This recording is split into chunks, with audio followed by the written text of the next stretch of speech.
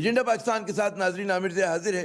ایک طرف P D M کی چھتری تلے جمع حزب اختلاف کی جماعتیں حکومت گرانے کے دعوے کر رہی ہیں، دوسری طرف ہم دیکھتے ہیں کہ وزیراعظم عمران خان صاحب کے وعدے ہیں کہ کرسی رہے یا جائے وہ کسی صورت بدعنوان سیاستدانوں کو معاف نہیں کریں گے۔ اس بڑھتی محاذ آرائی کے نتیجے میں دور کرونا میں بھی زور و شور سے جلسے جلوس وہ جاری ہیں، جن میں میر اور آپ جیسے بہت سے جو شہری ہیں وہ شریک بھی ہوتے ہیں۔ لیکن یقین مانیے کہ زندہ باد مرد آباد کے شور اور نیوز چینلز پر ہونے والی دن رات کی بحث میں بھی پاکستانیوں کی غالب اکثریت کی جو آواز ہے وہ سنائی نہیں دے رہی۔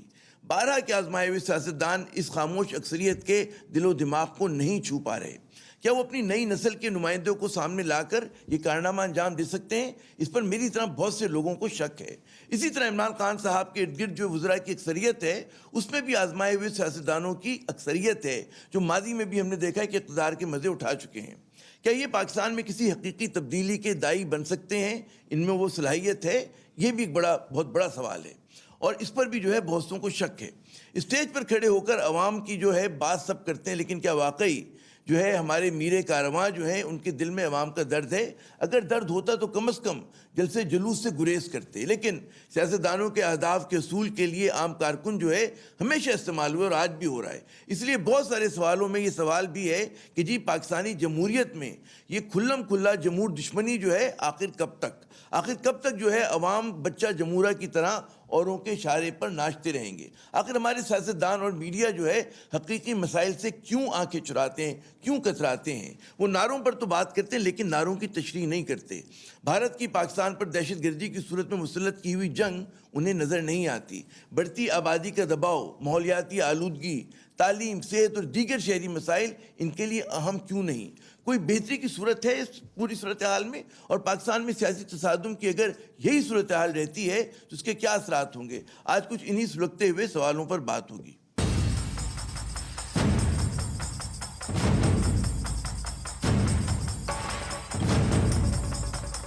تو جناب اہم موضوع، اور ہمارے ساتھ بہت ہی تین اہم شخصیات موجود ہیں۔ ہمیں اسلام آباد سے بلکہ پنڈی سے ہمارا ساتھ دیں گے محترم احتشام الحق صاحب، کسی تعارف کے محتاج نہیں، ایک بڑا قداور صحافی ہیں، تجزیہ کار ہیں۔ بہت شکریہ احتشام صاحب۔ ہمارے آج کے دوسرے مہمان ہیں محترم جواد احمد صاحب۔ ان کے دو تین تعارف ہیں، ایک تعارف بطور فنکار ہے، دوسرا تعارف یہ چیئرمین برابری پارٹی ہیں، بائیں بازو کی ایک نئی جماعت، اور جناب یہ ہمیں لاہور سے ہمارا ساتھ دیں گے۔ بہت شکریہ جواد صاحب آپ کا بھی۔ اور ہمارے آج کے تیسرے مہمان محترم لیفٹیننٹ جنرل ریٹائرڈ نعیم خالد لودھی صاحب، سابق سیکرٹری دفاع، سابق وزیر دفاع رہ چکے ہیں، اور ہمارے آج کے تیسرے مہمان ہیں۔ نعیم خالد لودھی صاحب آپ سے شروع کریں۔ جو کہا یہ جا رہا ہے کہ جب تک آپ بدعنوان سیاستدانوں پہ ہاتھ ہولا نہیں رکھیں گے اس وقت تک یہ تصادم کی سیاست ختم نہیں ہوگی، اور ان کو معاف کرنا اس جمہوریت کے بقا کے لیے، نظام کے بقا کے لیے بہت ضروری ہے۔ جی آپ نے ایک بڑی اس میں انٹرسٹنگ بات کی، اور وہ امپورٹنٹ ہے کہ کیا نئی پود نئے خون کے آگے آنے سے کوئی اس میں فرق پڑے گا؟ یہ فرق ضرور پڑ جاتا اگر وہ نیا خون اور وہ نئی پود انہی کے بچے نہ ہوتے، اسی خاندان سے نہ ہوتے، تو لوگوں کو یقین آ جاتا، پارٹی کے لوگوں کو یقین آ جاتا کہ پارٹی میں جمہوریت ہے اور ہم سب کے برابر امکانات ہیں لیڈرشپ کے۔ لیکن اب جب آپ کو یہ نظر آتا ہے کہ ایسے پرانے ان کے لوگ جو کہ پارٹیوں کو بنانے میں پیش تھے، وہ بھی ہاتھ باندھ کر کھڑے ہوتے ہیں بچوں، پوتوں، نواسوں، نواسیوں کے آگے، تو پھر یہ تماشا تو سبھی دیکھ رہے ہیں۔ بات یہ جو آپ نے بات کی کہ اس میں تو کوئی شک نہیں کہ یہ جلسے جلوس جو ہے یہ جمہوریت کا حسن ہوتے ہیں، لیکن جب ایسی بیماری موجود ہو جیسے کووڈ-19 جو کہ صدیوں کے بعد ایک وبا ہے اور پوری دنیا اس کو ایکسیپٹ کرتی ہے، اور تمام اسپیشلسٹ کہہ رہے ہیں کہ اس کا پرہیز کرنا ضروری ہے، تو پھر یہ جمہوری حق ختم ہو جاتا ہے۔ پھر یہ جلسے جلوسوں کا یہ کہنا کہ یہ جمہوری حق ہے، یہ میرا خیال ہے کہ یہ ختم ہو گیا۔ تو اگر ایٹیچیوڈ یہ ہے کہ آپ کو پرواہ نہیں ہے لوگوں کی، اور میرا خیال ہے کہ کافی ساری پبلک تو یہ بات سمجھ بھی گئی ہوگی، اور اگر یہ اپنے خاندانوں میں رکھنا چاہتے ہیں یہ سارے معاملات، تو اس میں اچھائی کا کوئی امکان نہیں ہے، کوئی ایسا چینج نہیں آنے کا جس سے کہ عوام کو ریلیف ملے، چاہے ایک کے پاس چلے جائے اقتدار یا دوسرے کے پاس چلے جائے۔ اچھا جواد احمد صاحب، آپ کو حکومت سے سخت اختلاف ہے، میں دیکھتے رہتا ہوں آپ کے بیانات، آپ کی ٹویٹس آپ اعتراض کرتے رہتے ہیں۔ آپ پاکستان ڈیموکریٹک موومنٹ کا یہ جو 11 جماعتی اتحاد اس کا حصہ کیوں نہیں ہے؟ اچھا عامر صاحب، پہلی بات تو یہ ہے کہ APC جو ہوئی تھی لاہور میں کافی عرصے کے بعد کی گئی تھی. مجھے انوائٹ کیا تھا قمرالزمان کائرہ اور چودھری منظور نے, تو وہ دونوں بڑے محترم ہیں میرے لیے. میں وہاں گیا تھا. میں نے وہاں جا کے جو بات کی, آپ کو پتہ ہے میں جو بات کرتا ہوں میں تو کرتا ہوں کہ مزدور, کسان, محنت کش اور سب سے امپورٹنٹ جو ہے وہ لوور مڈل کلاس, کیونکہ اس وقت کیٹلسٹ وہ بنے گی اس ملک کے اندر. ہم سمجھتے ہیں اگر کوئی ابھار آئے گا تحریکی یا انقلابی تو وہ ان کے تھرو آئے گا. تو آپ مجھے بتائیں وہاں پہ کہاں موجود تھی وہ. تو اس لیے میں نے تو وہی بات کی کہ جی جاگیردار, سرمایہ دار, مافیاز ہر جگہ نظر آتے ہیں, ساری پارٹیز میں نظر آتے ہیں. اس کے بعد نہ انہوں نے مجھے بلایا اور نہ میں آپ کو سچ بتاؤں کہ میری کوئی خواہش ہے. میں تو اپنی بات کر آیا تھا ایک دفعہ تک تاکہ تمام پارٹی کے سامنے ہم یہ بات کر دیں. اور ہم سمجھتے ہیں کہ برابری باڑی پاکستان جو ہے, لوگ اس کو جو مرضی سمجھیں, ابھی سمجھیں کہ یہ چھوٹی پارٹی ہے یا ہم کوئی نئی بات کر رہے ہیں یا عجیب سی بات کر رہے ہیں, لیکن ایک بات بڑی طے ہے کہ برابری باڑی پاکستان طبقاتی بنیادوں پہ بننے والی پاکستان میں پہلی عوامی پارٹی ہوگی جو چاروں صوبوں میں ہم آرگنائز کریں گے. اور یہ عوامی پارٹی کا مطلب یہ ہے کہ ہم سمجھتے ہیں کہ پورے پاکستان میں جائے گی تو بڑی ہوگی, کیونکہ تحریک کی صورت میں یہ بڑی ہو سکتی ہے, ادروائز نہیں ہو سکتی, کیونکہ اس کو جاگیردار, سرمایہ دار, مافیاز نہیں چلائیں گے, عام لوگ چلائیں گے. تو میرا تو موقف سمپل ہے, وہ یہ ہے کہ یہ سارے ایک جیسے ہیں, یہ آپس میں اقتدار کی لڑائی لڑ رہے ہیں.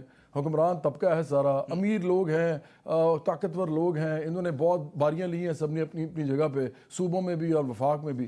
اور یہ لڑائی جو لڑ رہے ہیں یہ اپنی انا کی لڑ رہے ہیں, اپنی خودداری کی لڑ رہے ہیں. خودداری بھی نہیں کہوں گا, میں سمجھتا ہوں کہ یہ ایک بہت ہی ایک بری سی چیز ہوتی ہے جس کو ہم کہتے ہیں ایک ذہنی بیماری ہوتی ہے جس کو ہم خود پسندی کہتے ہیں, اور نارسسزم جس کو ہم انگریزی میں کہتے ہیں. یہ ان سب کے اندر موجود ہے اور یہ فیملیز میں ٹریول کر رہا ہے. آپ دیکھیں یہ لیگیسی ان کی جو ہے وہ پولیٹیکل لیگیسی وہ آئیڈیاز کی نہیں ہے, آئیڈیالوجی کی بھی نہیں ہے. آپ نے آئیڈیالوجی کبھی سنی ہے ان کے منہ سے؟ نہ عمران خان آئیڈیالوجی بولتے ہیں, نہ مریم نواز بولتی ہیں, نہ بلاول بھٹو زرداری بولتے ہیں, نہ شہباز شریف اور نہ آصف زرداری. میں نے تو آج تک ان کے منہ سے انتقامی سیاست سنی ہے, میں نے آج تک ان کے منہ سے الزام تراشی سنی ہے. اور یہ جو کہتے ہیں نا کہ یہ پارٹی خراب ہے اور ہماری پارٹی ٹھیک ہے, تو یہ دیکھیں یہ تو ریٹرک ہم جب سے پاکستان بنایا تو سنتے آ رہے ہیں. اور یہ بہت زیادہ اس وقت ہوا ہے جب ضیاء الحق آئے تھے, اور ان کے بعد یہ بہت زیادہ ہو گیا کہ لوگوں نے صرف اور صرف کرپشن کا الزام لگا کے, دھاندلی کا الزام لگا کے لوگوں کو باہر کیا, کوئی نظریے پہ بات نہیں ہوئی. تو اس لیے میں سمجھتا ہوں کہ یہ جو ہو رہا ہے یہ بہت زیادتی ہے عوام کے ساتھ. ان لوگوں کو تو کرونا نہیں ہونا, کرونا ہونا ہے عام لوگوں کو, اور ان کو کوئی فرق نہیں پڑتا پی ڈی ایم کے لوگوں کو کہ عام لوگوں کو کرونا ہو یا نہ ہو. ان کی بلا سے ویسے بھی عورتیں زچگی میں جتنی مر جاتی ہیں, جتنے بچے جو ہیں وہ پیدا ہوتے مر جاتے ہیں, اس کے بعد جو 3 کروڑ بچہ اسکول نہیں جاتا, تو ان کو ویسے بھی کیا پرواہ ہے کسی یعنی کہ آزمائے ہوئے کو جو ہے کرتے ہیں, نہ یہ انڈسٹریل ریفارمز کرتے ہیں, نہ یہ. میں وہی کہہ رہا ہوں کہ آزمائے وہ کو آزمانا جو آپ سمجھتے ہیں کہ مناسب نہیں ہے, اور یہ جن کے بارے میں پی ڈی ایم ہے ان کو آپ مسئلہ سمجھتے ہیں, مسئلے کا حل نہیں. شام صاحب آپ کے لیے میں نے بڑا آسان سوال رکھا ہے. سوال یہ کہ جی اس بڑھتی محاذ آرائی کا نتیجہ کیا نکلے گا؟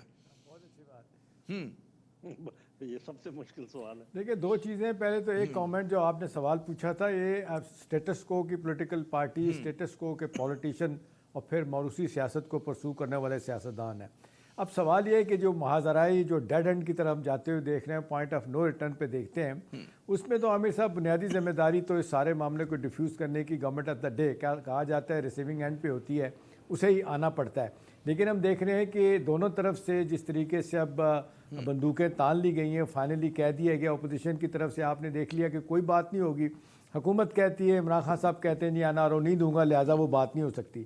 اب یہ کہا جا رہا ہے کہ جی مقتدرہ, ان کے بارے میں کہا جاتا رہا کہ جی ان کی طرف سے انٹرونشن ہوگی, وہ بھی لگتا ہے کہ ایسا کچھ نہیں ہوگا. اب اس کا رزلٹ کیا نکلے گا؟ اب بظاہر لگ رہا ہے کہ 8 تاریخ کے جلسے کے بعد اس کو فردر پرسو کریں گے, اور یہ لانگ مارچ ہوگا. کل انہوں نے طے کرنا ہے, دھرنا ہوگا, اس کو کل طے کرنا ہے, پھر ایونچولی استعفوں کی بات ہے. دیکھیں استعفوں کی بات تو آپ کو لگتا ہے سمجھ آتی ہے, وہ زرداری صاحب آن ریکارڈ ہیں. میں کہہ رہا ہوں دیں گے نہیں دیں گے. دیکھیں پہلی بات تو ہے کہ زرداری صاحب جو ابھی تک, دیکھیں میں بتاؤں آپ کو کیا ہوگا, دینے کا بھی میں آپ کو سینیریو بتا دیتا ہوں. پہلی تو بات ہے کہ زرداری صاحب آن ریکارڈ ہیں, وہ یہ کہتے ہیں کہ جی نواز شریف صاحب لندن سے واپس آ جائیں, پاکستان میں آ کے رہیں, ہم اپنی پارٹی کے سارے استعفے ان کے ہاتھ میں دے دیں گے. اگلے دن میرے پروگرام میں محمد زبیر صاحب آئے, انہوں نے کہا کہ جی نواز شریف صاحب کے آنے کا تو سوال ہی نہیں پیدا ہوتا, جب تک کہ یہاں پہ انصاف نہیں ہوگا وہ کبھی بھی واپس نہیں آئیں گے, لہٰذا یہ سب کچھ نہیں ہوگا. دیکھیں اب یہ بظاہر یہ بات کر رہے ہیں سارے پی ڈی ایم کے لوگ کہ ہم ساری باتیں آپ کو نہیں بتا رہے, سارے فیصلے میڈیا کو نہیں بتا رہے. آخر کا جو پتہ ان کے پاس ہے استعفے دینے کا دیکھیں وہ سندھ گورنمنٹ کبھی بھی نہیں چھوڑیں گے. اگر فرض کریں جو آپ سوال پوچھتے ہیں اگر استعفے دے بھی دیں تو میں آپ کو بتاؤں گا عامر صاحب کہ ہسٹری اپنے آپ کو رپیٹ کرے گی. آپ کو یاد ہے پی ایم ایل این کے دور میں یا صادق صاحب جب تھے اسپیکر, اب ایونچولی پھر پی ٹی آئی نے استعفے دے دیے تھے, وہ استعفے پڑے رہے, انہوں نے منظور نہیں کیے, پھر اس کے بعد معاملات ٹھیک کیے گئے, ایسے ہی ہوگا. دوبارہ اس پہ آ گئی. تو یہ دور دور تک نہیں لگتا کہ ایسا ہوگا. ایسا ہی اچھا پوسچرنگ ہے, پوسچرنگ زیادہ ہے کی اگر بات کر دی جائے ہائپوتھیٹیکلی, ہاں جی پوسچرنگ زیادہ ہے, میسیجنگ سگنلنگ کر رہے ہیں, وہ یہ کر بھی دیں نا, وہ کر بھی دیں تو کیا ہوگا. آپ مجھے بتائیں کہ یہ حکومت جو کہتی ہے کہ جی ہم دوبارہ الیکشن کروا لیں گے, اول تو یہ مجھے نہیں لگتا کہ یہ استعفیٰ دیں گے. اگر فرض کریں اگر 2-4% یہ بات مان لی جائے تو حکومت کہاں, مجھے بتائیں, آدھی اگر پارلیمنٹ خالی ہو جاتی ہے, سندھ سے وہ استعفے دیتے ہیں, پنجاب سے, باقی جگہوں پہ, آپ مجھے بتائیں ارریلیونٹ ہو جائے گا. ارریلیونٹ ہو جائے گا. اچھا یہ بڑا آپ نے اہم بات کی شام صاحب, کیا کریں گے جی میں کہہ رہا ہوں بڑی اہم بات کی. میں یہی چیز یہ نعیم خالد لودھی صاحب, شام صاحب کی رائے آپ نے سنی ہے, کہتے ہیں جی صرف پوسچرنگ ہے, اپنی دھمکی کو عملی جامہ نہیں پہنائیں گے. وہی جو آسان سوال میں نے شام صاحب سے کیا تھا, آپ سے بھی وہی کہ نتیجہ کیا نکلے گا. دیکھیں اگر پوائنٹ آف نو ریٹرن پر آ گیا, سیاسی حدت اتنی بڑی بھی, تو آخر سیٹل کس طرح ہوگا یہ معاملہ. جی دیکھیں, پہلے جب کبھی بہت زیادہ مخاصمت بڑھتی تھی تو کوئی نہ کوئی ایسی اینٹی ہوتی تھی جو کہ انٹرونشن کی, جس کے پاس مورل اتھارٹی تھی. کبھی آپ کو پتہ ہے کبھی صدر مملکت اندر آ جاتے تھے, کبھی جب یہ بیلنس تھا سارے معاملات میں فوج آ جاتی تھی, اور بھی معاملات ہوئے. تو اس دفعہ چونکہ انہوں نے ہر ایک ادارے کے خلاف اپنے آپ کو کر لیا ہے زبردستی, تو کوئی مجھے تو نظر نہیں آتا کہ کون آ کے صلح صفائی کروائے گا. اس میں جو سارا معاملہ جو گڑبڑ ہونے کا امکان ہے وہ یہ ہے کہ دیکھیے, آلدو یہ لوگ کہیں گے کہ یہ کانسپریسی تھیوری ہے, لیکن بات یہ ہے کہ دشمن تو اپنی گھات لگا کے بیٹھتا ہے, اور اگر اس کو موقع ملے تو وہ ضرور گزان پہنچاتا ہے جب بھی موقع ملے. تو یہ ان کے کرنے سے تو کچھ نہیں ہونے کا. صاف ظاہر ہے کہ ہاں اگر یہ تشدد پر اتر آئیں تو وہ بڑے قابل افسوس بات ہوگی, کیونکہ صاف ظاہر ہے آپ اگر 5000 لوگ بھی اکٹھے کر لیں اور کسی طرف چل پڑیں تو وہ بھی ایک سانحہ کی صورت پیدا ہو سکتی ہے. لیکن اگر اندر کہیں ملیٹنٹس شامل ہو, تشدد کی دھمکی دے دی ہے جنرل صاحب انہوں نے, تو قاہرہ صاحب کہتے ہیں کہ ہم جھنڈے لے کے آئیں گے اور جھنڈوں کے اندر ڈنڈے ہوتے ہیں. جناب جی جناب تو وہ میرا خیال ہے کہ یہ اہلیت جو ہے نا, یا تو فضل الرحمان صاحب کے اسٹوڈنٹس میں ہوگی, جس کو میرا خیال ہے کہ قابو کرنے کی ضرورت ہے, اور دوسرا اگر پی ٹی ایم جیسی جو کچھ ایسی لوگ ہیں اگر وہ ساتھ شامل ہوئے آخری دنوں میں اور انہوں نے تشدد کا راستہ اختیار کیا, تو پھر یہ معاملہ سیریس ہو سکتا ہے. اور پھر یہ میں بتا دوں, اگر ایسا ہو گیا خدا نہ خواستہ, تو پھر یہ کسی کے ہاتھ میں نہیں رہے گا, پھر جن کے ہاتھ آئیں گے پھر وہی آئیں گے. اچھا یہ آپ نے جو بات کی کہ جی پی ٹی ایم جیسی فورسز شامل ہو سکتی ہیں اور ایسی, اچھا ہم نے دیکھا جواد صاحب, آپ نے بھی نوٹ کیا ہوگا کہ پچھلے چند ماہ سے یا 1-2 سال سے ہم دیکھتے ہیں کہ لسانی سیاست جو ہے اس کو مزید بڑھاوا ملا ہے مختلف طریقے سے. سندھ میں اس کی ایک اور شکل ہے, سندھ میں بھی اگر کلچر ڈے ہوتا ہے تو وہ کرونا کو نظر انداز کر کے بنایا جاتا ہے, دیہی سندھ کی ریپرزنٹیشن ہے. شہری سندھ میں بھی ہم دیکھتے ہیں بڑے جو ہیں انتہا پسندانہ نعرے لگ رہے ہیں شہری سندھ کی جو سیاسی فورسز ہیں. اسی طرح آپ دیکھیں یہ پی ٹی ایم کا فنومنا آ گیا ہے, بلوچستان میں الگ ہے. تو بڑے منظم طریقے سے ایک لسانی سیاست کو آگے بڑھایا جا رہا ہے. یہ کتنا بڑا چیلنج ہے ریاست پاکستان کے لیے. جی بہت بڑا چیلنج ہے, اور میں آپ کو بتاؤں کہ یہ جو بائیں بازو کی روایتی سیاست ہے, میں تو اس کو بالکل رد کرتا ہوں. میں نے تو پورے بائیں بازو سے اپنے آپ کو کاٹا ہوا ہے, اسی لیے میں بالکل ان کے ساتھ نہیں چلتا, اور نہ ہماری پارٹی چلتی ہے. اور ہماری پارٹی میں وہی لوگ ہیں جو اس بات کو سمجھتے ہیں کہ ہمیں کسی صورت میں 2-3 کام نہیں کرنے. ایک کہ ہم مذہب اور فرقے کے اوپر سیاست نہیں کریں گے, دوسرا کہ ہم لسانی بنیادوں پہ اور صوبائی بنیادوں پہ سیاست نہیں کریں گے, تیسرا کہ ہم پاکستان آرمی کو متنازع نہیں بنائیں گے. دیکھیں اس ملک کے اندر ایک پرابلم ہے, اس ملک کے اندر جو پولیٹیکل پروسیس ہے اس کو سمجھنا پڑے گا, اور بہت کھلے دل کے ساتھ سمجھنا پڑے گا. وہ ایک طرح سے ایک زمانے میں 1954 سے سٹارٹ ہوا, 56 میں پھر اس کی کلمنیشن ہوئی, اور اس کے بعد آپ کو پتہ ہے کہ اس ملک کے اندر ایک ادارہ جو ہے, یا ہمارے ادارے ہم کہیں گے, وہ شامل رہے ہیں پولیٹکس کے اندر. لیکن اس کی سب سے بڑی وجہ جو ہے نا, وہ لوگ سمجھتے نہیں ہیں. 1951 میں, جیسے پہلے بھی میں نے آپ کے پروگرام میں بولا کہ سندھ کی اسمبلی میں 90% جاگیردار تھے, 53 میں پنجاب کی اسمبلی میں 80% جاگیردار تھے. تو اگر اس طرح کا ملک ہو تو اس کے اندر پولیٹیکل سپیس پیدا ہوتی ہے اور لوگوں کے لیے بھی اور قوتوں کے لیے بھی. تو یہ تو چلتا جا رہا ہے. میں سمجھتا ہوں کہ یہ جو عوامی قوت ہوتی ہے، سیاسی عوامی قوت، جمہوری عوامی سیاسی قوت، صرف یہی تمام اس طرح کے جتنے بھی ادارے ہوتے ہیں ان کے سامنے جب کھڑی ہوتی ہے تو اداروں کو بھی پتہ ہوتا ہے کہ یہ لوگ پیسے کمانے نہیں آئے، یہ لوگ جائیدادیں بنانے نہیں آئے، یہ پراپرٹی ڈیلرز نہیں ہیں، اور یہ ساتھ ساتھ کوئی عیش و عشرت کی زندگی بھی نہیں گزارتے، نہ یہ عمران خان کی طرح 300 کنال میں رہتے ہیں مدینہ کی ریاست کا دعویٰ کرنے کے بعد بھی، اور نہ ہی یہ نواز شریف کی طرح سینکڑوں ایکڑز میں رہتے ہیں، ہزاروں میں بلکہ شاید، اور نہ ہی یہ جو ہیں وہ آصف داری کی طرح ان کے بلاول ہاؤس ہیں جگہ جگہ، اور اس کے علاوہ پراپرٹی وہ تو سنا ان گنت ہے۔ تو دیکھیں جب اداروں کو پتہ ہوتا ہے نا کہ ہو کیا رہا ہے، یہ لوگ سیاست کس چیز کی کر رہے ہیں، یہ کیا اپنی انا کی کر رہے ہیں، اپنی پیسوں کی کر رہے ہیں، اپنی طاقت کی کر رہے ہیں، اپنی ایک لیگیسی چھوڑ کے جانے کی کر رہے ہیں، تو پھر ان کو بھی پتہ ہوتا ہے کہ جناب اگر یہ ہے تو پھر ہم بھی آپ کو بتاتے ہیں ہم آپ سے بہتر چیزیں کر سکتے ہیں۔ تو اس لیے میں اس کا حل اس طرح سمجھتا نہیں ہوں۔ تو آپ نے اپنے آپ کو الگ رکھا ہوا ہے، یہ جو آج کی مروجہ قسم کی ترقی پسند قوتیں بقول آپ کے ہیں، لیکن جو آپ بات کریں کہ کلاسیکل جو لیفٹ ہوتا ہے وہ تو طبقاتی جدوجہد پہ زیادہ فوکس کرتا ہے، نہ کہ ہمارے یہاں جو ایک ہمیشہ سے تنقید رہی کہ لسانیت کی طرف جب چلے جاتے ہیں تو مسئلہ ہو جاتا ہے۔ لیکن شیام صاحب یہ جو لوگ اب کہنے لگے جی کہ یہ جو نظام ہے اس کے خمیر میں انتشار ہے کہ جب تک آپ اس نظام کو ریسیٹ نہیں کریں گے اس وقت تک معاملہ ایسے ہی چلتا رہے گا، اس کے مطلب ہے اس کے آپ کچھ بھی ڈی این اے میں اس طرح کی چیز آگے کہ جی محاذ آرائی ہو، سیاسی غیر یقینی صورتحال ہو اور عوام دوست پالیسیز نہ بنے، پارلیمنٹ میں ہمیں بنتی ہوئی نظر نہیں آ رہی۔ جی دیکھیں عامر صاحب، جو آج کل جو بحث ہو رہی ہے مختلف کوارٹرز میں، آفیشیل ان آفیشیل کوارٹرز میں، وہ یہی ہے کہ جی بھئی اب کیا کوئی نیا میثاق ہونا چاہیے، کوئی جس طرح عام طور پہ لوگ کہتے ہیں کہ جی first republic has failed and we need a second one, اب اس کی حیات کیا ہوگی، وہ کس طریقے سے بنا جائے گا۔ ابھی دیکھیں نا ایک مدت سے بچپن سے لے کے آج تک 73 برس ہو گئے ایک بات کو سن رہے ہیں ہم، فیوڈلزم، جاگیرداری نظام۔ اب دیکھ رہے ہیں ہندوستان نے فوراً ایک سال کے بعد ختم کر دیا تھا، بنگلہ دیش جو ایسٹ پاکستان تھا 54 میں وہاں پہ ختم ہو گیا تھا۔ ہمارے یہاں کیونکہ اتنا اسٹرانگ ویسٹرن انٹرسٹ ہے اس کو ختم نہیں ہونے دیا۔ اس کے بعد پھر آپ دیکھنے پولیٹیشین جو ایگریکلچر کی طرف جایا کرتے تھے اس کو چھوڑ کے انڈسٹری کی طرف آ گئے۔ اب جس طریقے سے آپ دیکھ لیں کارپوریٹ سیکٹر بھی ڈیولپ ہو رہا ہے، ہندوستان کا کارپوریٹ سیکٹر تو مودی اغوا کر کے لے گیا ہے۔ آج آپ نے دیکھا وہاں جو مار دار ہو رہی ہے زراعت پہ، جو کسانوں کے ساتھ ہو رہا ہے، برٹش پارلیمنٹ کے 35 لوگوں نے خط لکھا ہے مودی کو کہ تم یہ مت ظلم ان کے ساتھ کرو۔ تو ان کا تو سسٹم چلے جیسے بھی یہ چل رہا ہے، ایک بدصورت چہرہ دنیا کو دکھانے کے لیے تو جمہوریت نے چھپایا ہے۔ ہمارے ہاں تو آپ دیکھ لیں کہ کوئی تیار ہی نہیں ہے نا کہ بھئی کوئی تبدیلی آنی چاہیے۔ ابھی یہ دیکھیں ایک ایجنڈا جس پہ پی ٹی آئی آئی ہے کرپشن۔ اب عامر صاحب کرپشن کے بارے میں لوگ کہتے ہیں کہ جی یہ بڑا اہمکانہ سے سوال کرتے ہیں، it has become a way of life. اب اس کو چھوڑے، زرداری صاحب پارلیمنٹ میں مجھے یاد ہے آتے ہی تقریر کی تھی انہوں نے اس اسمبلی میں، بھئی چلیں آگے چلیں، ہم آپ کا ساتھ دیتے ہیں، کیا کرپشن کی رٹ لگائی ہے۔ اسی طرح آپ دیکھ لیں باقی لوگ بھی ہیں، وہ ٹیلی ویژن پہ آ کے کہتے ہیں کہ جی یہ کوئی ایشو ہے، ایشو تو ہیلتھ کا ہے، ایجوکیشن کا ہے، لوگ ماننے کے لیے تیار نہیں ہیں کہ کرپشن نے پاکستان کے ریسورسز یہ ہیلتھ کے کر دیے۔ ایشو، غربت کے ایشو اسی وجہ سے تو ہے کہ بدعنوانی ہے کہ سڑک جو ہے وہ کہتے ہیں کاغذوں پہ بن گئی لیکن نہیں بنتی، ہیلتھ کے لیے پیسے الوکیٹ ہوتے ہیں پہنچتے نہیں ہیں۔ ہمارے دیہی علاقوں میں دیکھیں، شہری علاقوں میں دیکھیں، آپ کے ہمیں ٹوپی اڑ جاتی ہے وہیں تو، آپ ہم کراچی کیونکہ ہم رہنے والے ہیں ہمیں بڑا اپنا احساس ہوتا ہے۔ جی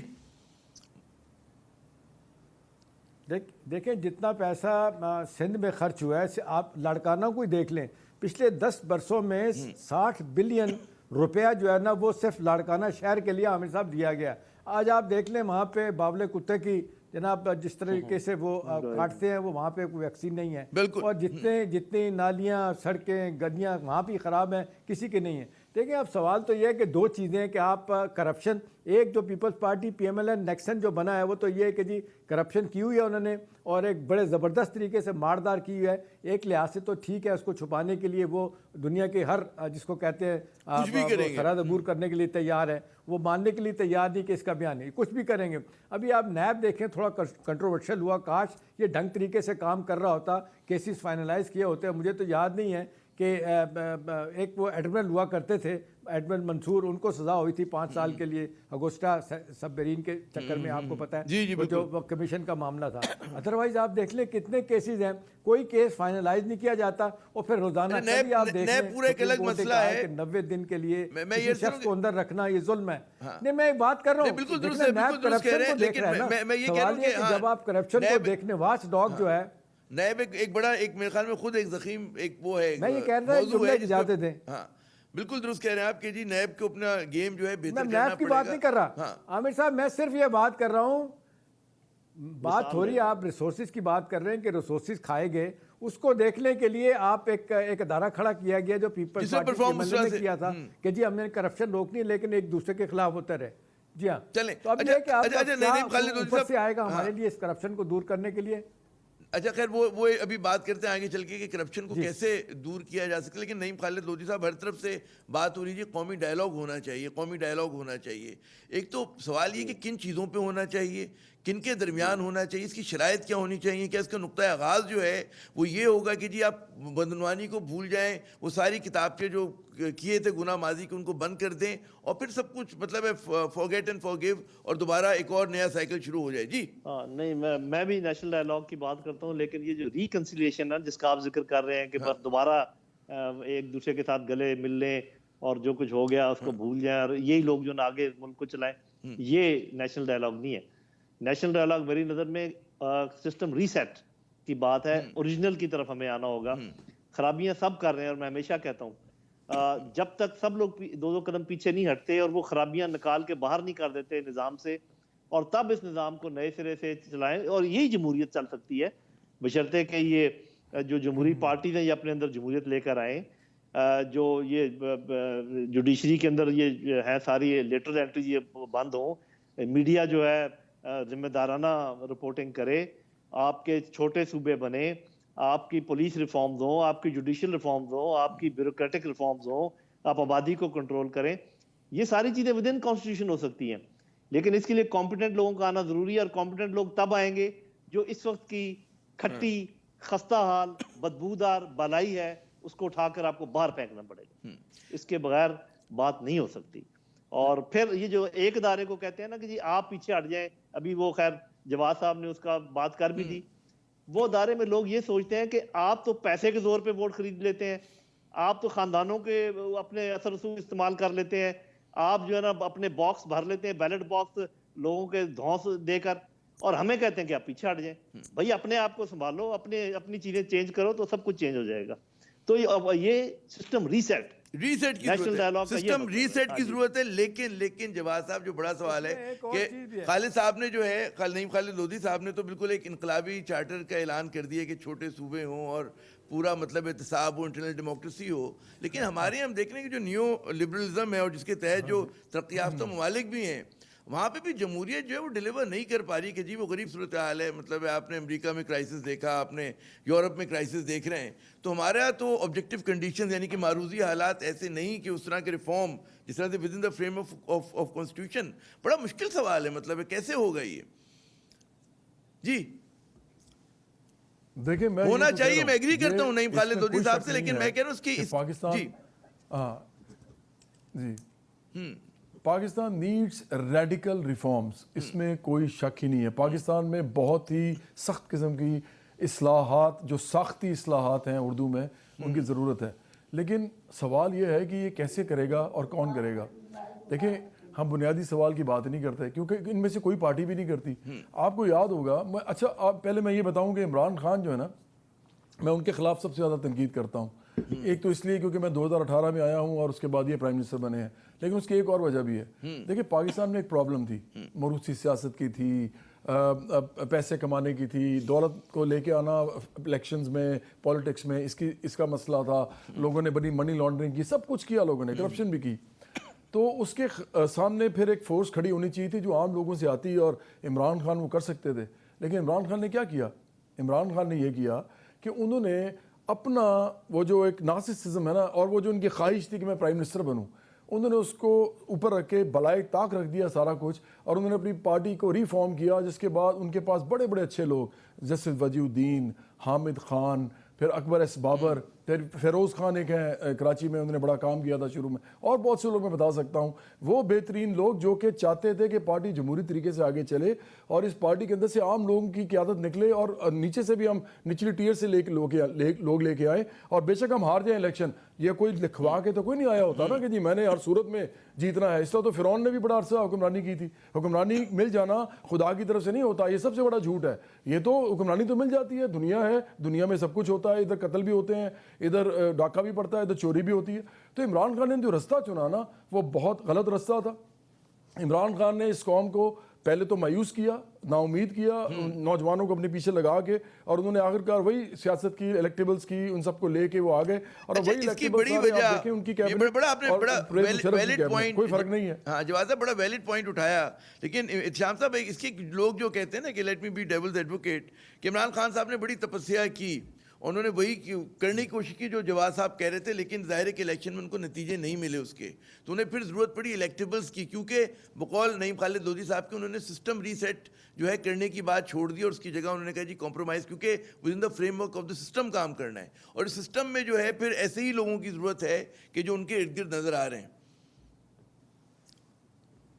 جی شام صاحب دیکھیں, آپ کو یاد ہو ایک آرٹیکل لکھا تھا سہیل وڑائی صاحب نے, کوئی میرا خیال ہے یہ اس الیکشن سے پہلے کی بات ہے, جس میں آپ کو یاد ہوگا انہوں نے بڑا واضح طور پہ ایک اشارہ کیا تھا کہ جی دیکھیں جو 3 بڑے سیاستدان ہیں, ان نواز شریف صاحب کا, زرداری صاحب کا, عمران خان صاحب کا ذکر کیا کہ یہ سارے 60+ ہو گئے ہیں, اور انہوں نے کتنا جینا ہے, 70 سال 80 سال. انہوں نے کہا کہ آئیڈیلی تو پھر یہی ہے کہ اب جس طریقے سے اب کہا جاتا ہے کہ تقریباً 68 69 کے ہو رہے ہیں عمران خان صاحب, ان کو یہی مشورہ دیا گیا کہ بھئی آپ یہ جدوجہد تو آپ نے 22 سال کی ہے نا, اب تو 22 سال آگے تو پتہ نہیں زندگی کتنی اللہ کو پتہ ہے, تو اگلے 4-5 سال میں فیصلہ کر لیں. وہ کہا جاتا ہے کہ پھر اس کو کنونس کیا جہانگیر ترین صاحب نے کہ بھئی انہی لوگوں کو لے جا کے آپ کچھ نہیں کر سکتے, مجھے پنجاب ہینڈل کرنے دیں. انہوں نے, آپ نے دیکھا کہ 29 الیکٹیبلز لا کے دیے, اگرچہ جیتے 9 ہی تھے. انہوں نے کہا جی ان کے ذریعے کام کیے جائے. اس سے ساری کی ساری پولیٹیکل ڈائنامکس جو ہے نا وہ پارٹی کی پی ٹی آئی کی تبدیل ہو گئی. آج جن کا جواز ذکر کر رہے ہیں, بہت سارے لوگ جو تھے وہ بدل گئے, وہ چھوڑ کے چلے گئے. اچھا اب ایک بات آرگومنٹ تو عمران خان صاحب کا مانا جا سکتا ہے کہ جی میں بندے کوئی ہالینڈ سے, ناروے سے, آسٹریلیا سے تو لانے سے رہا, ظاہر ہے مجھے حکومت کرنی ہے, تبدیلی لانی ہے, اقتدار میں آنا ہے, تو مجھے کمپرومائزز کرنے پڑیں گے, وہ کر لیے. اب سوال یہ کہ آنے کے بعد بھی پھر کیا ہوا. دیکھیں نا, اب ایک مسلسل جس طریقے سے لڑائی اپوزیشن کے ساتھ ہے, ایک دن بھی یہ بیٹھ کے کام نہیں کر سکے. سارے کے سارے وزیر دیکھیں اپنی وزارتیں چھوڑ کے سارا دن حکومت کو ڈیفینڈ کر رہے ہوتے ہیں. نتیجہ کیا ہے, جو ریفارمز کی بات ہوتی تھی, آپ دیکھتے نہ سول سروس ریفارم ہوئی, نہ پولیس کی ہوئی, نہ انرجی کی ہوئی, نہ ایف بی آر کی ہوئی, نہ اسٹیٹ کارپوریشن کی ہوئی. نتیجہ کیا ہے کہ ترقی معکوس, اردو میں کہتے ہیں بالکل نیچے سے نیچے. آج وہ لڑائی کرنے کے موڈ میں ہیں عمران خان صاحب. ان کا کہنا ہے کہ جی میں کرپشن جنہوں نے کیا نہیں چھوڑوں گا. ابھی وہ کہہ رہے ہیں کہ جی کرپشن. اچھا ایک اور دیکھیں, اس میں ایک ایلیمنٹ عامر صاحب داخل ہو گیا ہے کہ پیپلز پارٹی PMLN اتنے زبردست طریقے سے کام کر رہے ہیں کہ یہ کرپشن کا نیریٹو دب کس طرح جائے. ابھی آپ کل دیکھیں کہ آج کل خاص طور پہ PMLN ٹارگٹ کر رہی ہے 2 سابقہ چیف جسٹسز کو, جسٹس کھوسا کو اور ثاقب نثار صاحب کو, اس لیے کہ جی انہوں نے فیصلے کرپشن کے خلاف دیے تھے. وہ کہتے جی آج ان کی کوئی شکل دیکھنے کے لیے تیار نہیں, ان کو ہاتھ ملانے کے لیے تیار نہیں, اس لیے کہ ہم لوگوں کے خلاف فیصلے دیے تھے. دیکھیں پبلک میں ایک خاص طور پہ پنجاب میں تو فضا پیدا کر دی گئی ہے ابھی, کیونکہ پنجاب میں یہ 12 کروڑ کا صوبہ ایک ایسے آدمی کے حوالے کر دیا جس نے ڈیلیور نہیں کیا. تو لوگ کیا, ایک سیکنڈ, لوگ کہہ رہے ہیں جی لوگ ایک جملہ لوگ کہہ رہے ہیں کہ جی نواز شریف صاحب اگر کھاتے تھے تو وہ لگاتے بھی تھے, لیکن نا لوگوں نے اس کو ایکسیپٹ کر لیا کہ یہ کوئی کرپشن اتنا بڑا جرم نہیں ہے, نااہلی بڑا جرم ہے. اب دیکھیں یہ منترا ہے کہ جی یہ بالکل آپ نے بڑا عام بات کی, مجھے اصل میں کہا یہ جا رہے شام صاحب کے, میں ذرا وقفہ لے لوں, اور آپ نے بالکل اچھی بات کی کہ جی بیانیہ جو ہے تبدیل کرنے کی بات ہو رہی ہے, اور اس میں صرف جو ہے وہ سیاستدانی ملوث نہیں, میڈیا کا بھی بڑا اہم کردار ہے کہ ہم لوگ کن ایشوز پہ پرائرٹی دے رہے ہیں, کیا ہماری ترجیحات کیا ہیں. اور اس میں ہو یہ رہا ہے بار بار, اگر آپ دیکھیں کہ میڈیا بھی جو ہے وہ اصل جو بدعنوانی کا ایشو ہے وہ اس کو ذرا سا اس نے ڈائلیوٹ کرنے کے اندر ایک ہمارا بھی ماشاءاللہ بڑا کردار ہے. یہاں پہ لیتے ہیں وقفہ, وقفے کے بعد جب آئیں گے تو بہت اہم سوال ہمارے پیش نظر ہوگا کہ پاکستان میں جو مسلسل انتشار کی سیاست ہے اس کا خاتمہ ممکن ہے اس نظام میں رہتے ہوئے, جس کا اشارہ بھی نعیم خالد لودھی صاحب نے بھی دیا, جواب صاحب نے بھی اور اتشام صاحب نے بھی. اور کیا اگر اس جمہوریت کو جاری رکھنا ہے تو اس کے لیے کیا بدعنوانی سے مفاہمت یعنی کمپرومائز کرنا پڑے گا, بات کریں گے وقفے کے بعد.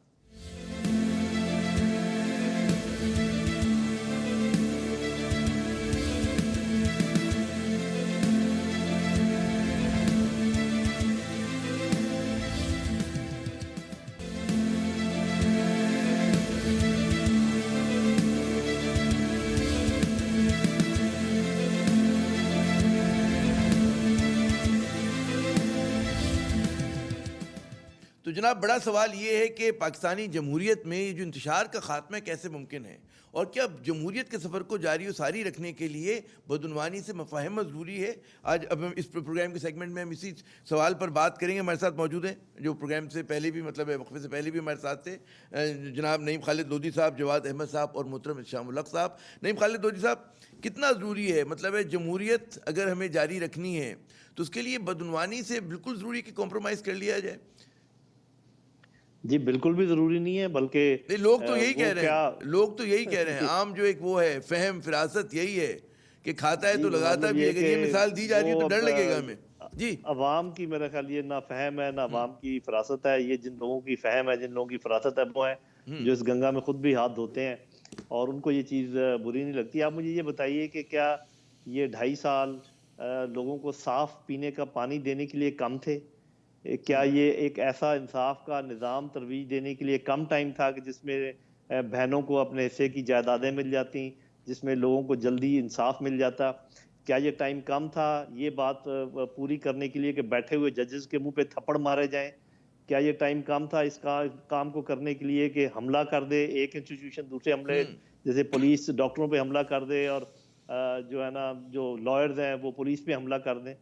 یہ ساری چیزیں آپ انتشار کے اس لیول پہ پہنچ چکے ہیں کہ یہ بھی سسٹینیبل نہیں ہے. آپ تو بات کر رہے ہیں نا کہ مزید انتشار اگر پیدا ہو جائے.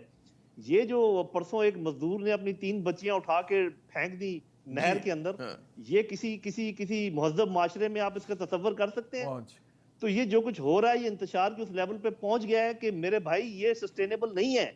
اور کوئی اگر یہ لوگ جو کہتے ہیں کہ جی ہمیں یہ چیزیں برداشت کرنی پڑیں گی تو ان کی زبانیں کھینچ لینی چاہیے کہ ان کو احساس نہیں ہے کہ غریب لوگوں کے ساتھ کیا ہو رہا ہے اور کس طریقے سے وہ زندگی بسر کر رہے ہیں, ایک ایک دن ان کے لیے کیسا گزر رہا ہے. تو یہ ایسے نہیں چلے گا, یہ اس کو ٹھیک کرنا پڑے گا. اور ایسے نہیں چلے گا, اور سے اگر انتشار بڑھا تو بہت کوئی اور ایسی قوتیں آ جائیں گی جو کہ پھر لوگ کانوں کو ہاتھ لگائیں کہ یہ ہمارے ساتھ کیا ہوا. یہیں پہ وہ جو سوال آتے ہیں جواد صاحب کہ احتساب ضروری ہے غیر ضروری, یہ بھی بہت بحث ہو رہی ہے ہمارے یہاں. اور جس طرح کہا ہی جا رہا ہے, الزام بھی لگائے جاتے ہیں جی نیب جو ہے صرف سیاسی انتقام کا جو ہے ایک اوزار بن گیا. کیا آپ بھی ایسے ہی سمجھتے ہیں یا نیب جیسے ادارے کی اس ملک میں ضرورت ہے اور ذرا اس کو اپنا گیم یقیناً امپروو کرنا چاہیے, بہتر کرنا چاہیے, یا اس کو جو اس پہ اختلاف مطالبہ کرتی ہے یہ اکثر ختم کر دیں؟ جی دیکھیں, جب تک کوئی پارٹی ایسی آتی نہیں ہے نا جو اقتدار میں آئے یا بہت بڑا پریشر گروپ بنائے, اور بے شک اقتدار میں نہ آئے لیکن پارلیمنٹ میں اس کی بہت بڑی سپیس ہو, جگہ بنے اس کی, جو کہ عام لوگوں پہ مشتمل ہو, اور ایسے لوگ جو کہ پیسہ کمانے نہ آئے, جو کروڑوں لگا کے کروڑوں بنانے نہ آئے, میں نہیں سمجھتا کہ نیب, جوڈیشری اور باقی سارے ادارے بھی وہ صحیح طرح کام کریں گے. لیکن یہ ایک ایلیٹ کیپچر ہے. یہ آپ اور میں ہم سب جانتے ہیں کہ اس ملک میں سارا پیسہ جو ہے, ساری طاقت جو ہے وہ چند فیصد لوگوں کے ہاتھوں میں ہے, اور وہ دن بدن اور زیادہ سخت ہوتا جا رہی ہے جکڑ. آپ دیکھیں نا, مہنگائی جو ہے کس پہ ٹوٹ رہی ہے؟ مہنگائی تو عام لوگوں پہ ٹوٹ رہی ہے. عمران خان اور ان کی بہنیں یا ان کے دوست جہانگیر ترین اور بھی علیم خان, اتنے سارے نام, شاہ محمود قریشی, یہ سارے لوگ, آپ کے خیال میں ان کو مہنگائی کچھ کہتی ہے؟ مہنگائی کس کو کہہ رہی ہے؟ مہنگائی کہہ رہی ہے اس ملک کے 85 سے 90% لوگوں کو, جن کے گھر میں اس وقت چولہا نہیں جل رہا, جو پرابلم میں ہے, جن کو 2 وقت کی روٹی نہیں مل رہی. اب یہ جس آدمی نے اپنے 5 بچے مارے ہیں, اس آدمی کے you just try to get into his shoes. آپ جا تو نہیں سکتے لیکن آپ امیجن کریں کہ کیا سوچ رہا ہوگا اس وقت. لوگ کہتے ہیں جی کہ وہ نفسیاتی, ہاں لوگ نفسیاتی مریض ہیں پاکستان میں. میں کہتا ہوں وہ نفسیاتی مریض بن کیسے رہے ہیں, اور کہتے ہیں جی ان کا علاج ہونا چاہیے, سائیکالوجسٹ کہتے ہیں. میں کہتا ہوں جی علاج تو اس وقت ہوتا ہے جب آپ کے پاس ایکچولی سمٹمز کا علاج نہ ہو بلکہ پرابلم کا علاج ہو. آپ ایک آدمی کو یا ایک عورت کو ایک کمرے میں بند کر کے روز پیٹیں تو آپ مجھے بتائیں وہ نفسیاتی مریض نہیں بنے گا؟ تو اس ملک کے اندر جو ہو رہا ہے, میں نہیں سمجھتا کہ عمران خان کو غریبوں پہ مہنگائی کرنی چاہیے تھی. بے روزگاری ہو گئی, اس کے بعد بہت زیادہ لوگوں کے اندر, آپ کو پتہ ہے اکانومی کا پہیہ رک گیا. انہوں نے اس طریقے سے ٹائٹن کرنا شروع کیا اسکرو, بہت ہی مطلب ایک کہتے ہیں نا ڈراسٹک میجرز لینے شروع کیے, تو اکانومی کا پہیہ رکا, بے روزگاری ہوئی, اوپر سے مہنگائی ہو گئی. تو ظاہر کہ نشانہ جو ہے عوام بنے ان کو سب سے زیادہ چاہیے تھا کہ جو یہ زخم اٹھائے عوام نے کم از کم اٹھائے. کوئی ریفارم جیسے کرتے جو امیروں کے اوپر بھی کوئی ہاتھ پڑتا، یہ نہیں کہتا کہ ان کو کچھ اندر ڈال دیتے، کم از کم ان سے کچھ پیسہ تو واپس لیتے، کیونکہ اس ملک میں تو ساری پارٹی میں لوگ موجود ہیں جنہوں نے اس ملک میں اتنا کھایا ہے، اربوں خربوں کھایا ہے. لاکھوں لوگ ہیں اس وقت عامر صاحب اس ملک کے اندر جن کے پاس اربوں خربوں روپیہ ہے، لاکھوں مطلب لوگ ہیں. اگر فیملیز کم ہیں تو اس کے ملا کے جو لوگ ہیں وہ لاکھوں ہیں. اور میں سمجھتا ہوں کہ اس ملک کے سارے قرضے اتر سکتے ہیں اگر یہ لوگ اپنا کچھ پیسہ جو ہے پاکستان کی خزانے میں ڈالیں. عمران خان خود اس کی پہل کریں، ان کو خود چاہیے اپنی 14 نظام ہمارا زیادہ منصفانہ ہو. غریبوں سے کیوں لے رہے ہیں؟ سیلز ٹیکس کیوں لے رہے ہیں؟ غریبوں سے کیوں لے رہے ہیں؟ اہم نقطہ. لیکن شام صاحب اب لگ یہ رہے لوگوں سے اگر آپ بات کریں کہ جو نہ پی ڈی ایم کے ساتھ ہیں نہ پی ٹی آئی کے ساتھ ہیں، بلکہ میں جو خاموش اکثریت جہاں سے میں نے پروگرام کا آغاز کیا تھا کہ جی خاموش اکثریت کو یہ نظر آ رہا ہے کہ جی بدعنوانی کے خلاف جو لڑائی تھی وہ پاکستان کے عوام ہار رہے ہیں، اور وہی آزمائے ہوئے لوگ جو ہیں وہ بیانیے کی جنگ میں بہت آگے ہیں. وہ میڈیا پہ ظاہر کے چھائے ہوئے آپ کو نظر آتے ہیں، سوشل میڈیا اسی طرح سے مینیپولیٹ ہو رہا ہے، لیکن حقیقی عوام کی آواز جو ہے وہ غائب ہو گئی ہے. اور اس میں پھر وہی جو بدعنوانی کا کرسینڈو ہے کہ جیسے ایشو ہی نہیں ہے بدعنوانی اس ملک کا، اور ان سے ان کے احتساب کی ضرورت ہی نہیں ہے، وہاں پہنچ گئے. جی دیکھیں عامر صاحب، جس ریفارم ایجنڈے پہ پی ٹی آئی کی گورنمنٹ آئی تھی 2.5 سال پہلے، اب تقریباً 45% وقت ان کا ختم ہو گیا ہے، اس میں یہی تھا کہ ہر شعبہ زندگی میں ہم تبدیلی انقلاب لے کے آئیں گے، کرپشن ختم ہوگی، ریوائیو کیا جائے گا اداروں کو، اور جس طریقے سے ریسورسز بڑھنے چاہیے وہ بڑھیں گے، انرجی سیکٹر کا ہول جو ہے بند کریں گے. اب ہوا کیا ہے، اب پروسیس میں یہ ہوا کہ عمران خان صاحب کا یہ خیال تھا کہ مجھے حکومت آرام سے کرنے دی جائے گی. وہ بھول گئے تھے کہ انہوں نے کسی کو آرام سے حکومت کرنے نہیں دی تو باقی کیوں کرنے دیں گے. اب یہی سوال آج دو بڑی پارٹی سے پوچھا جاتا ہے کہ جی آپ ان کو ہٹانے کے لیے تو آ رہے ہیں، آپ نے ریفارم اگر الیکٹورل ریفارم نہیں کی تو کل پھر آپ فرض کریں جیت کر کے آ جائیں گے، آپ بھی نہیں مانے گا. عامر صاحب 70 سے لے کے اب تک 10 الیکشن ہوئے ہیں، 10 کے 10 میں نے کور کیے ہیں. آپ یقین کریں ہر ہارنے والی پارٹی نے الیکشن کو ایکسیپٹ نہیں کیا. ابھی بھی آج الیکشن کرائیں گے ان کو ہٹانے کے بعد، پھر کیا ہوگا؟ کوئی اب اس کے لیے تیار نہیں. عمران نے کہا جی ہاں الیکٹورل ریفارم، عمران تو زیادہ پوٹنٹ اپوزیشن ثابت ہوں گے، وہ اس کے لیے تیار نہیں. نہیں میں کہہ رہا ہوں عمران خان تو زیادہ پوٹنٹ اپوزیشن ثابت ہو سکتے ہیں اگر ان وہ کو ہٹا دیا گیا. پیدا کہ وہ تو دیکھیں اب جی وہ تو ایک مصیبت ڈالیں گے. دیکھیں اس وقت لوگ باتیں کر رہے ہیں، بچپن سے آپ بھی سن رہے ہیں، میں بھی جی انقلاب کی ضرورت ہے، خمینی آنا چاہیے، ہمیں ایک بینیولنٹ ڈکٹیٹر کی ضرورت ہے. چائنا ماڈل کی بڑی عمران خان صاحب حمایت کرتے ہیں کہ جی 50 کروڑ 60 کروڑ لوگوں کو غربت کی سطح سے آگے لے گئے. دیکھیں جہاں جہاں بھی جس کو ابھی آپ دیکھتے ہیں، پہلا لیڈر ان کا تھا ماؤ زے تنگ، پھر اس کا دیکھ لیں ماڈرن چائنا کا ڈینگ شاؤپی، اس کے بعد اب یہ پریزیڈنٹ شی آئے ہیں. اب یہ 3 بندوں نے پچھلے 75 سالوں میں پوری انقلاب لے کے آ گئے. مجھے یاد آ رہا ہے جمیل الدین علی مرحوم ایک دفعہ ایوب خان کے ساتھ گئے تھے چائنا، انہوں نے آ کے آرٹیکل لکھا تھا کہ میں وہاں گیا تو میں نے چوہن لائی سے پوچھا کہ بھی آپ کی ترقی کا راز کیا ہے، تو کہنے لگے ہنس کے انہوں نے مجھے کہا کہ بھئی 1 کروڑ بندہ مارنے کا فیصلہ کیا تھا، 70 لاکھ میں کام ہو گیا. تو آپ مجھے بتائیں اس طرح کے انقلاب کی طرف ہم جانا چاہیں گے؟ لیکن سب سے زیادہ پریشان کن بات یہ ہے کہ عام آدمی جس کی اتنی مشکلات بڑھ گئی ہیں وہ ابھی بھی سامنے نہیں آ رہا. ابھی دیکھنا اب اس وقت اپوزیشن کا رونا کیا ہے کہ باوجود سب کچھ کرنے کے عام آدمی جن کا خیال تھا کہ ان کو سڑکوں پہ لے آئیں گے، جو مہنگائی کے ہاتھوں سے پس رہا ہے، جس کو کریڈیبلٹی کا وہ نہیں آ رہا. اسے پتا ہے کہ 70 نہیں، اس اپوزیشن کی کریڈیبلٹی کا سوال ہے نا کہ لوگ کیسے آئیں گے. آزمائے ہوئے لوگ ہیں، انہوں نے ایک بار نہیں کئی مرتبہ آزمایا، بار بار آزمایا. بالکل صحیح کہہ رہے ہیں. اچھا مجھے اگر اجازت دیں یہاں سے ایک بڑا جڑا ہوا سوال ہے. ویری گڈ کوسچن یہی ہے. جی میں یہ کہہ رہا ہوں کہ 77 کی تحریک میں آپ دیکھ لینا کیا ہوا تھا. اس وقت پروگرام بنایا گیا جی 10-20 لاشیں گر جائیں، نظام مصطفیٰ کا نام دیا گیا. اس کے بعد آپ دیکھ لیں عام آدمی پہلی مرتبہ ہم نے دیکھا کہ اتنی تعداد میں اکٹھا ہوا تھا. اس کے بعد آج تک لوگ کسی تحریک میں حکومت کو ہٹانے کے لیے اس طرح نہیں آتے. اور خاص طور پہ ان کے لیے آ جائیں کیونکہ ان کو پتہ ہے کہ بھی یہ آئیں گے، یہ ان کے اپنے رشتہ دار ہیں، وہ اپنے آپ کو موروثی سیاست والے ہیں، یہ کل ہمیں نکال کے ہمیں کسی نے پوچھنا نہیں ہے، پھر وہی کام کریں گے جو پہلے کرتے ہیں، بلکہ زیادہ مضبوطی کے ساتھ کریں گے، زیادہ تجربہ ہے. گرفتاری سے پہلے ہاں میں کہہ رہا ہوں تو ماشاءاللہ زیادہ تجربہ ہو گیا تو پھر تو اور زیادہ اس کے مضبوطی کے ساتھ کریں گے. نعیم خالد لودھی صاحب، ایک لوگ سوال یہ کرتے ہیں کہ جی اس وقت جو ہے کہ ریاست کو، حکومت کو اپنی رٹ جو ہے دکھانی چاہیے، کہتے ہیں نا عملداری کے. اگر لوگ اس کے ایس او پیز کو جو ہے فالو نہیں کرے کرونا وائرس کے سلسلے میں جو ہیں تو اس کو زبردستی نافذ کریں کسی طرح سے. تو یہ آپ کے خیال میں حکمت عملی جو ہے مخلصانہ ہے, اس پر عمل ہونا چاہیے کہ ریٹ آف دا اسٹیٹ جو ہے قائم ہو, کہ جی دور کرونا میں آپ کو اگر بھیڑ بھاڑ سے منع کیا کہ سیاسی مذہبی اجتماعات نہیں ہوں گے, سماجی اجتماعات نہیں ہوں گے, اگر ہوں گے تو ایس او پیز کے ساتھ ہوں گے, لیکن ریاست کچھ نہیں کر پا رہی. اور آج میں اگر ایک منٹ دیں, جو ڈیٹا میں دیکھ رہا تھا کہ ٹیسٹ کی تعداد ہم نے 40,000 کر دی, 55,000 اب بھی ہمارے یہاں انفیکٹڈ لوگ ہیں, اور جناب ڈیتھ ٹول جو ہے وہ 8,400 سے زیادہ ہو گیا ہے. جی دیکھیں, کسی بھی حکومت کی رٹ جو ہے وہ آپ کی خواہش, حکومت کی خواہش سے نہیں وہ آپ کر سکتے جی رٹ قائم ہو جائے. رٹ قائم کرنے کے لیے آپ کو پہلے اداروں میں ریفارمز کرنی پڑتی ہیں, آپ کو ایسے ایفیشینٹ ادارے کھڑے کرنے پڑتے ہیں, کیونکہ رٹ وزیر اعظم نے خود تو نہیں قائم کرنی نا. وزیر اعظم نے کسی کو حکم دینا ہے, وہاں پر کوئی ادارہ ہوگا, اس کی کوئی آرگنائزیشن ہوگی, اس کے کوئی لوگ ہوں گے, ان کی کوئی ٹریننگ ہوگی, ان کے پاس کوئی اکوپمنٹ ہوگا, تب جا کے رٹ قائم ہوتی ہے. تو اس وقت اس حکومت کے پاس یہ, اور پہلے بھی میرے خیال کوئی حالات ایسے ہی تھے, ان کے پاس وہ مشینری ناپید ہے جس میں بیوروکریسی ہوتی ہے, جس میں پولیس ہوتی ہے, جس میں باقی چیزیں ہوتی ہیں, ادارے ہوتے ہیں جو کہ رٹ قائم کرتے ہیں.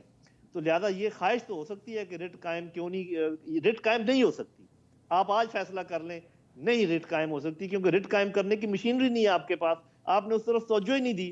سب سے پہلے کیا کرنا چاہیے تھا, جب بھی کوئی حکومت آتی ہے سب سے پہلے اپنے ان آرگنز کو ٹھیک کرتی ہے جس کی بنیاد پر, جس کی انحصار کر کے وہ اپنے آرڈرز جو ہیں ان کو امپلیمنٹ کرتی ہے, اپنے جو اس کا پلان ہے اس کو امپلیمنٹ کرتی ہے.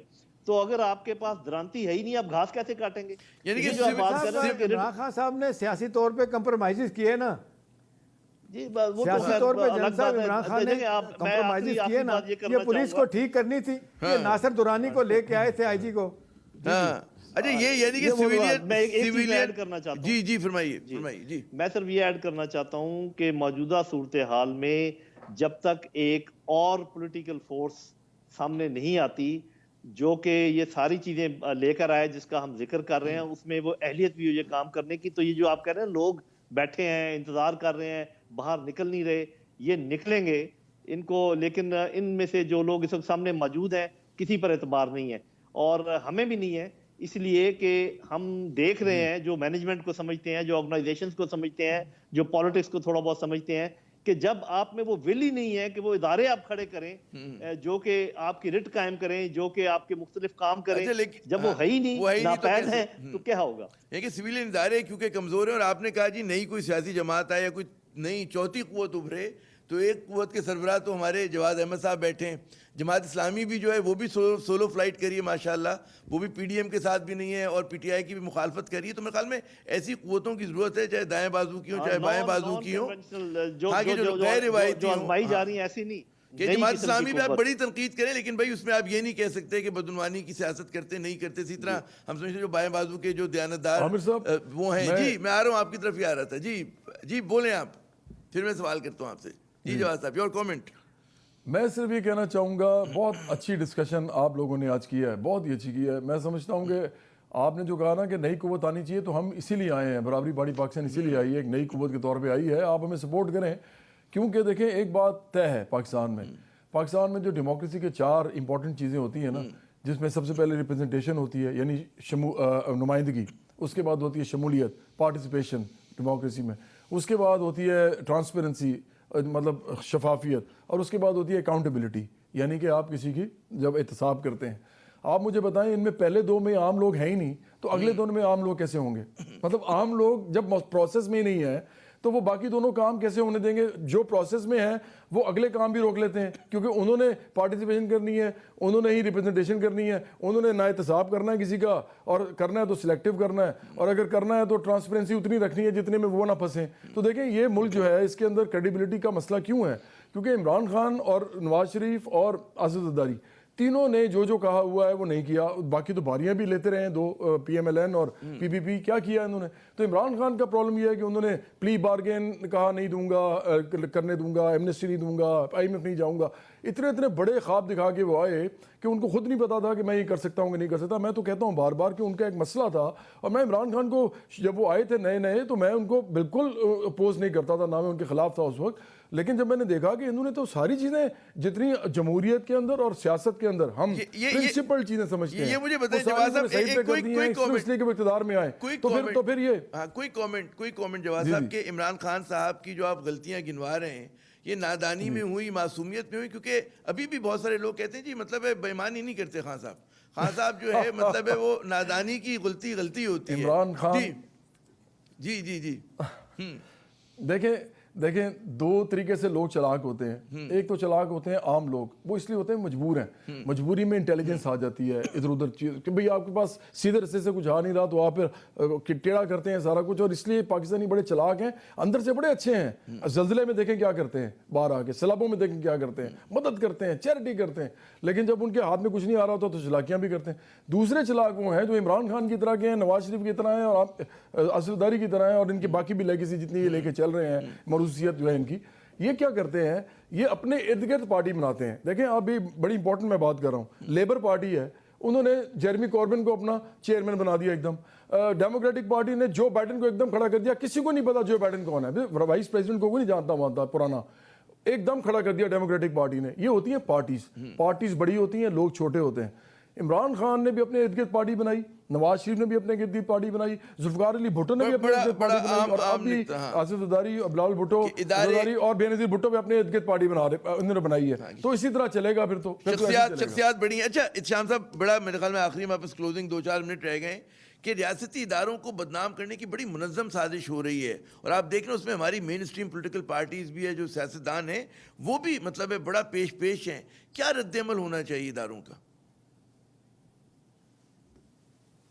سارے آسان سوال میں نے آپ کے لیے رکھے ہوئے. عامر صاحب پہلی مرتبہ ہو رہا, بڑے سٹل طریقے سے اور جان بوجھ کے, اور ایک اپنا جس کو کہتے ہیں بڑا پرفاؤنڈ ویسٹرن انٹرسٹ ہے, وہ سب سے بڑا وہی ہے جس کے ہم پہلے شروع میں بات کی تھی. اپنی کرپشن بچانے کے لیے ان کو جہاں سے بھی نظر آ رہا ہے کہ کسی کو بلیک میل کریں, پریشرائز کریں, ان کا یہ خیال ہے کہ جی ادارے جو ہے نا پیچھے ان کے کھڑے ہیں. ادارے کھڑے تھے, وہ آپ کے پیچھے بھی کھڑے تھے, آپ کو بھی پوری سپورٹ دی تھی جب آپ آئے تھے. جب آپ پرفارم نہیں کر پاتے, جب آپ کرپٹ پریکٹسز میں جاتے ہیں, پھر کیا ہوتا ہے؟ میرا اعتراض عامر صاحب ان پہ یہی ہے, باوجود اس بات کے ہمدردی ہونے کے عمران خان صاحب سے, کہ یہ نظریاتی آدمی تھے, ان کو نظریاتی رہنا چاہیے تھا. ابھی آپ دیکھ لیں کجریوال جو کیا تھا انڈیا میں ایک عام آدمی پارٹی کا سربراہ, وہ جس طریقے سے پہلی مرتبہ آیا, تھوڑے دن کے لیے رہا, اس کو پھر کسی نہ کسی طریقے سے ہٹایا گیا, دوبارہ تھمپنگ میجورٹی سے جیت کے آیا, اس لیے کہ اپنے نظریات پہ وہ قائم تھا. ابھی ان کے ساتھ مسئلہ یہ ہو رہا ہے کہ یہ سب سے بڑا چیلنج ان کا تھا, یہ پنجاب میں آ کے کہ انہوں نے پولیس میں ریفارم کرنی تھی. ناصر درانی صاحب کو لے کے آئے کے پی سے, ایک ہفتے کے اندر اس بندے کی چھٹی کر دی. اس لیے چھٹی کر دی کہ انہوں نے کہا جی یہ نہیں ہونا چاہیے. اب جب عمران خان صاحب کمپرومائزز کریں گے تو نہ ریفارم ہو سکتی ہیں, نہ ان سے جو مجھے 30 سیکنڈ میں یہ کرپشن میں انوالو نہیں ہے. کوئکلی مجھے جو اداروں پہ تنقید منظم سازش ہو رہی ہے, کیا رد عمل اداروں کو ہونا چاہیے 30 سیکنڈ میں, بلکہ 20 میں مجھے جواب دیں, پھر میں وائنڈ اپ کروں. دیکھیں میرا خیال ہے ان کی طرف سے کوئی ری ایکشن نہیں آ رہا, لوگوں کو پتہ چل رہا ہے, لوگ خود فیصلہ کر رہے ہیں. وہ کہتے ہیں انفرنس از یورز. لوگ عام آدمی کا ری ایکشن آپ دیکھ لیں, لوگ خود ری ایکٹ کر رہے ہیں. ہر پارٹ سیاسی غیر سیاسی آدمی جو میجورٹی اس ملک کے لوگوں کی ہے, وہ یہ کہتے ہیں کہ یار وہ ادارے جو دفاع کرتے ہیں, جنہوں نے کراچی میں جا کے نالے تک صاف کر دیے نائلوں کی وجہ سے, جناب بہت شکریہ. ٹھیک ہے, آپ نے خود موقع دیا ان کو سیاست میں آنے کا. بہت شکریہ شام الحق صاحب, جناب نعیم خالد لودھی صاحب اور جواد احمد صاحب, آپ لوگوں نے اپنا قیمتی وقت دیا. ناظرین, بات یہ ہے کہ اس ادارے کے خلاف یا ان اداروں کے خلاف کہ جن پر پاکستان کی عوام سب سے زیادہ بھروسہ کرتی, اعتماد کرتی ہے, تو وہ خود بخود اگر وہ کچھ بھی نہ کریں تو خود بخود جو ان پہ تنقید کرنے والے ہیں وہ ایکسپوز ہوں گے اور لوگوں کے سامنے بے نقاب ہوں گے. پھر دوسری بات جو ہمیں یاد رکھنے کی ہے کہ جی صرف بھیڑ لگانا جو ہے, مجمع جمع کرنا ساؤتھ ایشیا کی بر صغیر کی سیاست میں کوئی بہت بڑی بات نہیں ہوتی ہے. لیکن اصل جو جمہوریت یہ ہوتی ہے کہ اس میں آپ عوام کی فلاح کے کام کر سکیں, جمہور دوست ہوں, اور وہ کام آپ جو ہے آپ کو ہوتا وہ نظر نہیں آ رہا. اس کے لیے یقیناً جو ہمارے شرکا نے بات کی کہ جی ایک ریڈیکل تبدیلی کی ضرورت ہے, اس کو جو کہتے ہیں نا نظام کو ریسیٹ کرنے کی ضرورت ہے. کون کرے گا, کیسے کرے گا, یہ وہ بہت بڑے سوالات ہیں. عامر ضیاء کو اگلے پروگرام تک کے لیے اجازت دیجیے گا. خدا حافظ.